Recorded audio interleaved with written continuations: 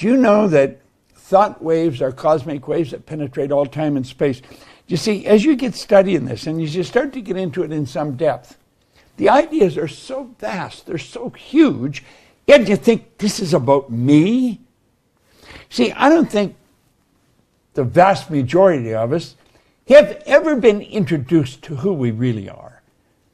I think that if a person started to show some promise in developing a healthy self-image, they were told that they were being conceited. Don't be like that. That's not the way it should be. And of course, we get a lot of other bad information in there. But this law of vibration starts in our own marvelous mind. And I'd recommend that you start really studying this.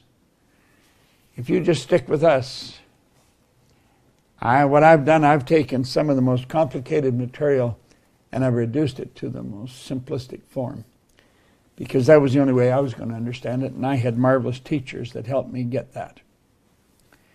Now, Lincoln said something absolutely incredible. Lincoln said many things that are incredible, but he said, to believe in the things you can see and touch is no belief at all.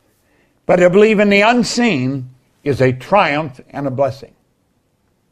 Think of that. To believe in the things you can see and touch. We've got things we can see and touch. That's no belief at all. To believe in the unseen is a triumph and a blessing. Do you know the biggest part of you you'll never see? The real you you'll never see. Now we've got to start to understand this. We've got to start to get it in the right slot in our mind. We've got to realize that there's so much to us that we don't really get. We don't understand. Our educational system is so lacking in teaching us who we are. You can study psychology, but most people that study psychology have never really got to know themselves. I'm talking about in depth, who you really are, your relationship to the whole scheme of things, or your relationship to God. You're talking about an infinite power, and you're created in that image. We have infinite potential locked up within us. What we want to do is learn how to use it for good in our life. This man changed my life probably as much as anyone in all the years I've been here. Leland Val Van de Waal introduced me to some enormous ideas. That's a slide of Val working in a seminar that he and I and Mark Victor Hansen, Jack Canfield started. I come up with the idea on a plane. I phoned Mark Victor Hansen. And then we got a hold of Val and Jack and got other people. And we put together a thing called the $1 Million Forum. And the idea behind it was we were going to teach people how to earn $1 million by setting up multiple sources of income. It was an absolutely phenomenal program. Now, we had some phenomenal teachers in that program. I mean, it was really a mind blower. It was so good. And Val, of course, wowed them all. He's gone now, God bless him, but he had such an impact on my life. And he helped me, he got me into things that I never thought of in my life. He was the one that first told me about this.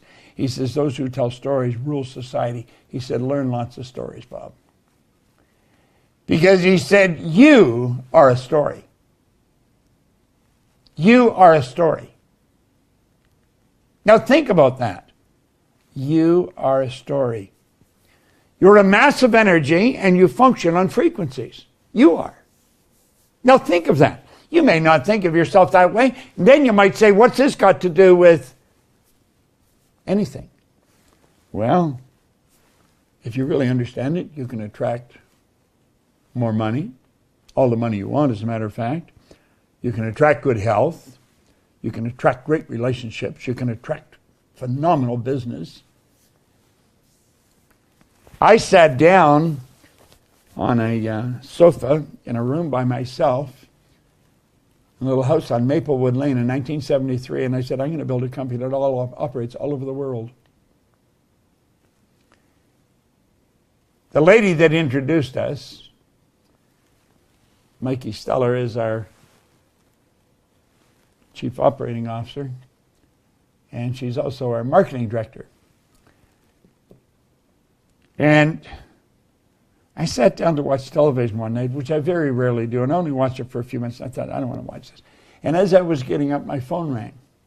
And it was Mikey on the phone. This would be maybe 2-3 weeks ago. And she said, Bob, I just got a call from Betty. We're in every country in the world. I thought, wow. I wrote that in 1973. I was intellectually involved and I got emotionally involved. But I was it. I was the company. There was no one else. I was by myself. That's what I wanted to do. If you don't know what you want to do, you're going to drift. You're just going to float around like a leaf on a windy day. You're not going to go anywhere. You are a mass of energy and you function on frequencies. And Val really helped me understand that. Val Van der Waal had a very strong spiritual understanding. And he said, Bob, if you take a picture of yourself with a Kirlian camera, you're going to see yourself as a glistening, radiating, gleaming form. Semyon Kirlian was a Russian photographer back in 1934, and he perfected Kirlian photography, what we call now Kirlian photography after him. When you photograph mass, you can photograph the energy coming from it. You can photograph a plant, and you'll see there's a vibration coming from the plant. Everything vibrates. A garden rock is vibrating. Everything moves. Nothing rests. Now, why am I telling you this? I'm telling you because I think it's a mighty important thing for you to really understand. You see, energy functions on frequencies, and that's what you're made of. Your body is a mass of living energy. A frequency is a level of vibration. That's exactly what a frequency is. There is an infinite number of frequencies. Remember I said you can think, activate brain cells, and you send off a charge of energy. Now stay with me here. This is so important, yet it's so misunderstood. There's an infinite number of frequencies. Every one of those little purple lines represent a level of vibration. Now, do you know, Albert Einstein, God bless him, he sure had his act put together, didn't he? He said, everything is energy, and that's all there is to it. Match the frequency of the reality you want, and you cannot help but get that reality. It can be no other way. This is not philosophy. This is physics. Now, this is what we teach here at the Proctor Gallagher Institute. We teach you the primary cause of the good that you desire. You take care of the cause, the effect always takes care of itself. In fact, Emerson said the law of cause and effect was the most important law in the universe. I don't know if I agree with that, but he's certainly pretty close to it if he isn't right. Everything is energy. Now think. That's all there is to it. Everything is energy. Everything. Match the frequency of the reality you want. Yet you cannot help but get that reality. It can be no other way. This is not philosophy. This is physics.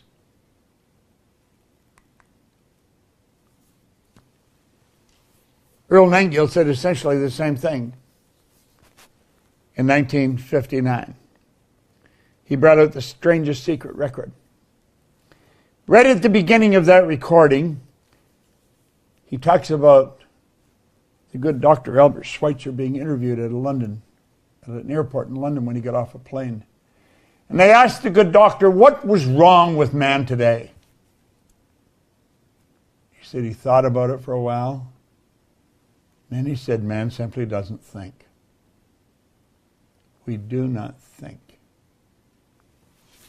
You say, well, everybody thinks. No. Understand, mental activity does not constitute thinking. You have 5 senses. You can see, hear, smell, taste, touch. When any of those 5 senses are affected, it causes mental activity. That is not thinking. It causes pictures to fly in your mind. That is not thinking. If you heard a siren in the background right now, you might see a fire truck or an ambulance on the screen of your mind. That's not thinking. You have higher faculties. These higher faculties, most people know little about. Oh, they hear the word every now and then. You have perception, the will, reason, imagination, memory, intuition. These higher faculties are what literally separate us from all the rest of the animal kingdom.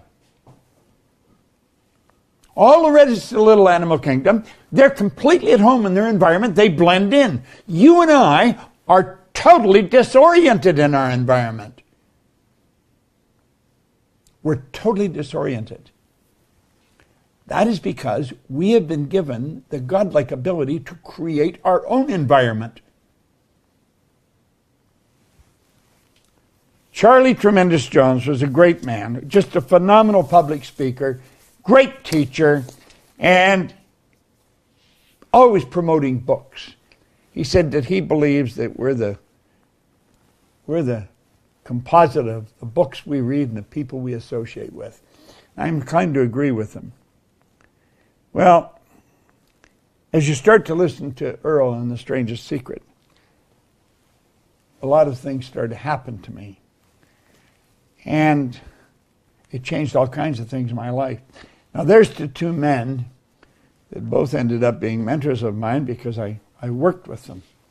I worked very closely with them, but it was as a result of me listening to this recording. I was listening to this recording and I thought, yeah, it would be phenomenal to work with them. Well, it was in 1966. I went to visit them.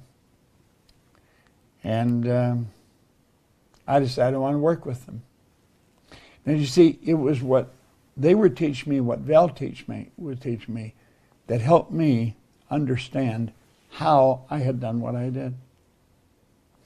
You see, Ray Stanford sat down with me and he put an R on a sheet of paper. Then he put 3 letters down beside it, 2 H's and a W. Now he said, Bob, let the R represent results. And let the 2 H's and a W, happiness, health, and wealth. Then he asked me if I thought he was a happy person. I said, yeah, he seemed pretty happy to me. He said, did you ever see me sick? I had to admit I hadn't. He said, did you ever see me when I was broke? I had to admit I hadn't. This guy always had money on him. Quite a bit of it. He said, Bob, you're one of the most miserable people I've ever met. Now, this is in 1961. He said, you're always sick. He said, you don't have a terminal illness, but you've always got a cold or a headache or something. And he said, you're always broke. Now, he was so right. I was earning $4,000 a year. I owed $6,000. Now, I want you to think of this. At the time, I had 2 months high school. I had no business experience at all. I was 26. I left school when I was 15. I worked all over the place. I was in the Canadian Navy. I worked in bars and in factories. Always dumb jobs.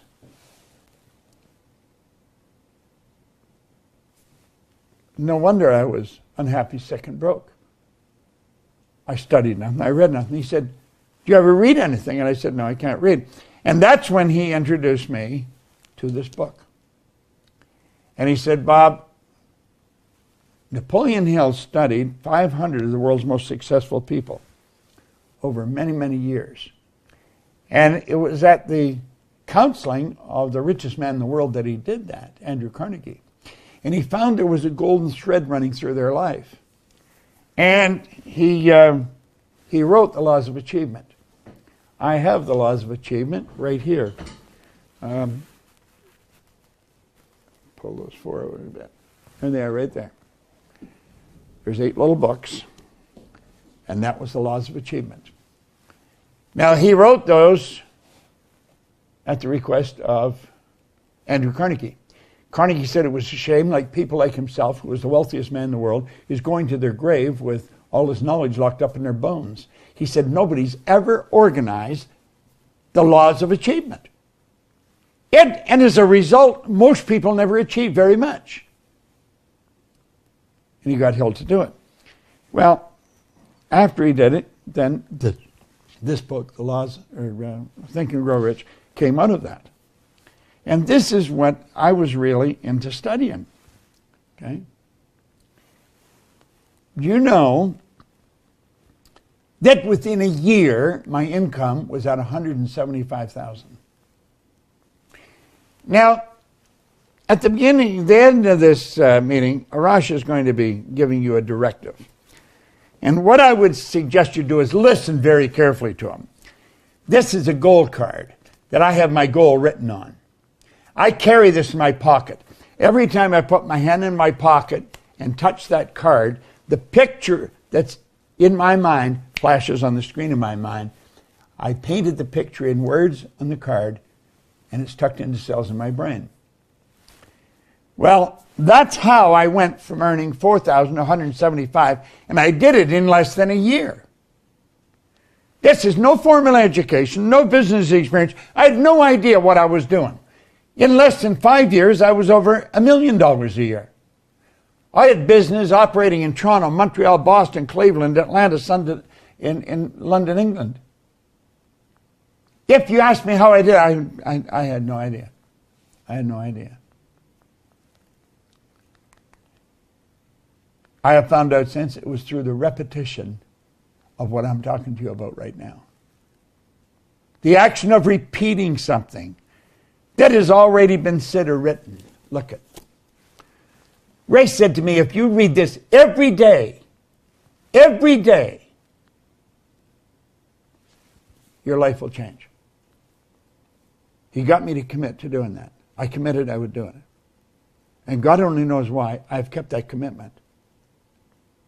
In my 60th year, every day. I don't read a lot of it. I just open and read something. Right here. That's just where I open it now. Remember, too, that all who succeed in life get off to a bad start. And they pass through many heartbreaking struggles before they arrive. The turning point in the lives of those who succeed usually comes at the moment of some crises, through which they're introduced to their other selves. Now, just read that. I mean, that's inspirational. You learn something from that. Well, 1968, I was their vice president of sales because that is something I wrote on the card. I decided I wanted to work with them. I wanted to work right beside them.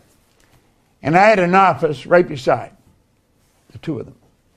This is vice president of sales. And you know, Earl taught me something that is so valuable. And I want to share it with you. He said, you know, Bob, there's an enormous difference between knowledge and experience. Now, I want you to think about that. Because when he sat down and explained this to me, and he said, before we agreed that you were going to come here, Bob, to work, we checked you out. And that's when he told me, he said, you've got something very strong going for you that we need in our company. And that's when he told me, he said, there's an enormous difference between knowledge and experience. He said, you see, Bob, if we read the book and we understand it, we can talk about what's in it. We have some knowledge. But he said experience is totally different. Experience is when you've done it. So you just don't think this is right information. You know it's the right information. What I teach here in our programs, I don't wonder if it works. I know it works. I'm going to be 87 in July, and I feel like I'm just getting warmed up. I have no intentions of slowing down.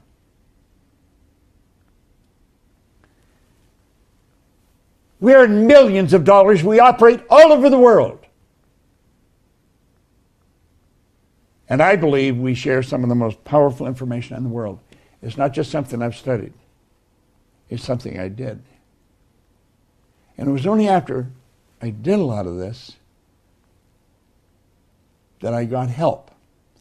Because one day in London, I was thinking, how in the heck did I do this? I was actually being irresponsible. I was earning over $1 million. I would go into the Playboy Club and play roulette on Hyde Park, right next to the London Hilton. And I didn't care if I lost the money because I knew where the money was. And one day I thought, this is being very irresponsible. And I think, how the heck did this happen to me? Because you see, I had been struggling all my life up until I met Ray, and he gave me the book to study. I had really been struggling my whole life. Never had a half-decent job, had nothing really going for me. And here I am, owning a company that operates in 7 cities, 3 countries. And I thought, how did it happen? And I couldn't figure it out. You see, I knew I wasn't lucky. I just inherently, I just had an innate awareness that I was not lucky. I had been raised to believe if you're going to earn a lot of money, you've got to be really smart. I knew I wasn't really smart. I knew that. I knew a lot of people thought I was, but I knew I wasn't really smart. And I'd been raised to believe if you don't go to school, you can't get a good job. I hadn't gone to school, and I didn't have a good job. I owned the whole company. And so I made up my mind that I was going to find out how my life changed. I wanted to know how it changed. And since that's what I wanted to know, that's what I started to find out. And that's where I learned the power of repetition. I was sitting with a lady, Catherine Weishaupt. She's from Germany. She is in Germany. And I was sort of like a review meeting with her. She was a consultant of her company. And I was sitting with Gina, my assistant, and Catherine said, I believe success is 5% strategy and is 95% mindset. I had never heard that before. And I looked at her. I just intuitively knew she was right. I knew she was right.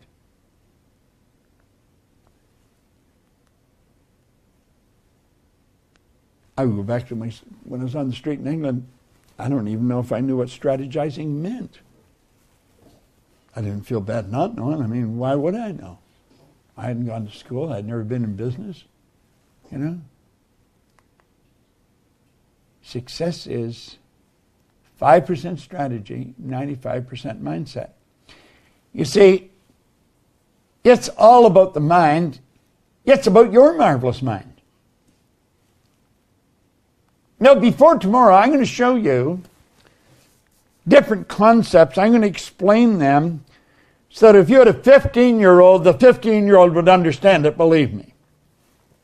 I pride myself in explaining things in a very simple manner. I don't want to complicate it. The people that taught it to me did that. They kept it very simple. It's about your marvelous mind. As Van de Waal taught me, he says it's all in awareness, Bob. He said there's a marvelous inner world that exists within us. And the revelation of such a world enables us to do, to attain, to achieve anything we desire within the bounds or limits of nature. Now listen, this is vitally important information.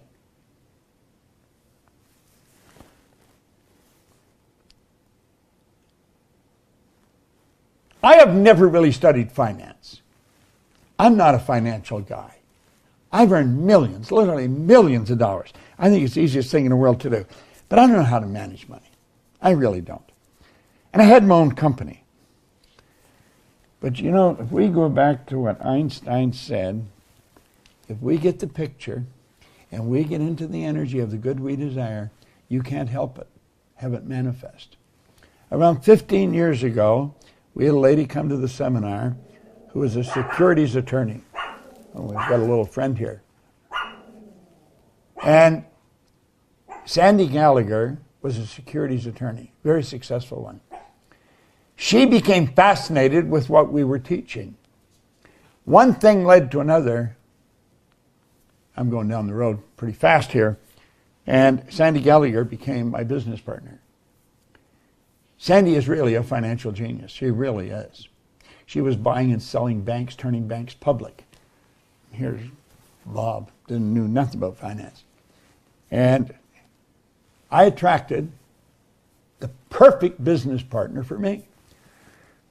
And I could just go ahead and do what I love doing. And I knew that our company was in good hands with that. And Sandy runs our company. She is the CEO, the president of the company. Now, why am I mentioning this? You've got to become aware that you can and will attract whatever you require to cause whatever picture you're holding in your mind to move into form. It's not an accident.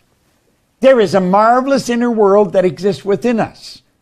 And the revelation of such a world enables us to do, to attain, to achieve anything we desire within the bounds or limits of nature. Now, that law or that truth was taught to me by this man. He taught me so many things.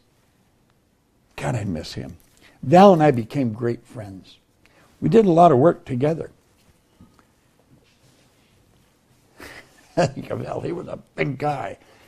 I've always been not that big. I think I was about 135 pounds when I started to work with him. We'd be out on the road, and we both liked buying clothes. We'd go into a clothes store. He said, "You got any men's clothes in here?" He was always ribbing me. He said, "You know, this guy has to run around in the shower to get wet." I think what he was doing was making excuses for him being as big as he was. But sure, a great guy. Now, he's the one that woke me up, and he introduced me to this drawing.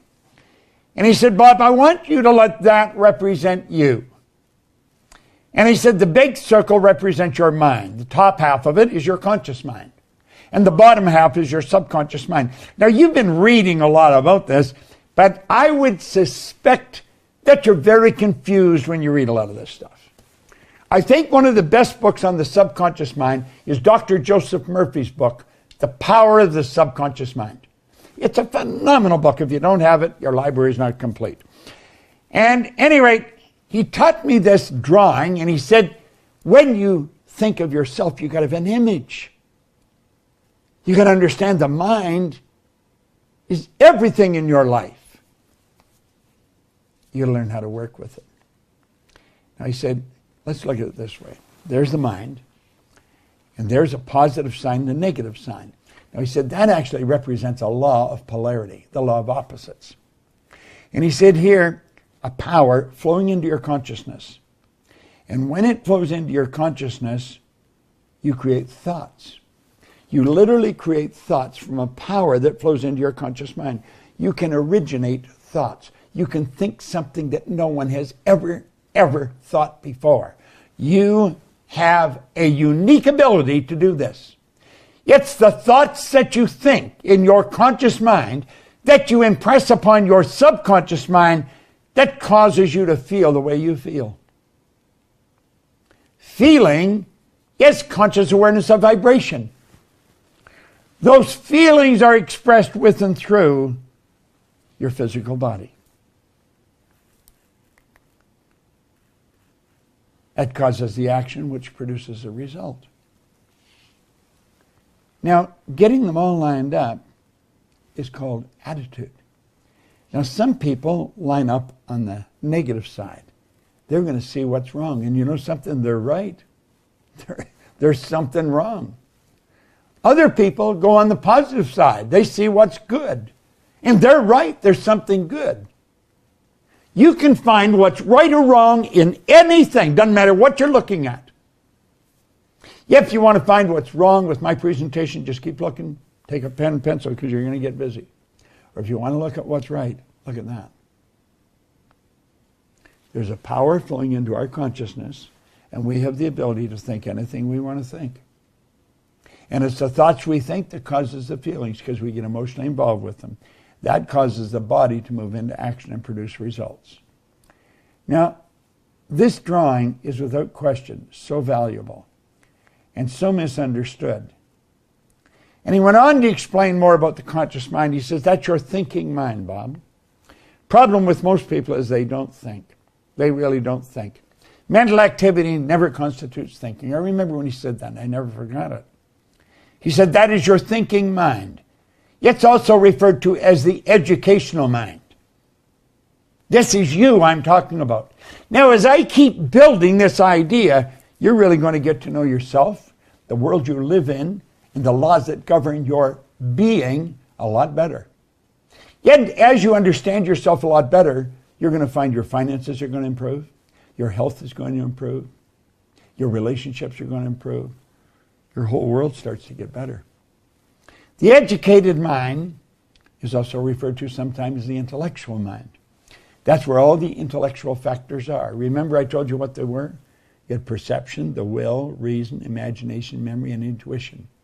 There's 6 of them. They are our mental muscles. And as you start to understand how to develop them, you can become a very powerful person. If you've ever been in a seminar I've been in, you know that I can walk up to a person, I can tell them all about themselves. Everything that goes on the inside shows on the outside.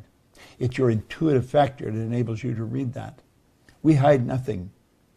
And I always do this in a seminar to show off a little bit. I want really get your attention, see what I can do.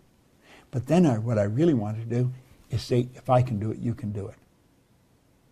See, we watch other people do things and we become fascinated if they're doing it really well. What we want to understand, if we want to do it, we can do what they're doing.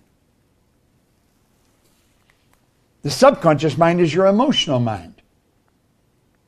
When you're emotionally upset, you've got the wrong ideas being fed into that part of your mind. Now, over here on this side, because you can think, you have the ability to choose. And because you can choose, you can accept or reject everything that comes down the road. Everything. God, there's a lot of crazy information coming at us through TV, newspapers, radio, television. Just overhearing restaurants, conversations, if you can get into a restaurant. You can accept or reject everything, and then you have the ability you can originate. Now, the subconscious mind doesn't have the ability to do all those things. All those magnificent abilities are in the conscious mind. The subconscious, it must accept whatever you give to it. Must. It has no ability to reject. And get this. It's what you impress upon your subconscious mind that ultimately turns into results in our life. This is where we want to get our imagination going in high gear. Your subconscious mind cannot differentiate between what you've imagined and what's real. It has no ability to differentiate between the two. Unfortunately, most people imagine what's wrong. They think of what they don't want rather than what they do want. Now look here for a moment. Let's take that knowledge and we'll say, this is you, today. There's information coming at you today, and it is terrible information. And it's flowing into your conscious mind. Now, you have the ability to think, you have the ability to reject that. You can say, get out of here. And they all go away. But you know something? Most people don't do that. You want to know what they do? This is what they do. They're not thinking at all. Their subconscious mind is wide open.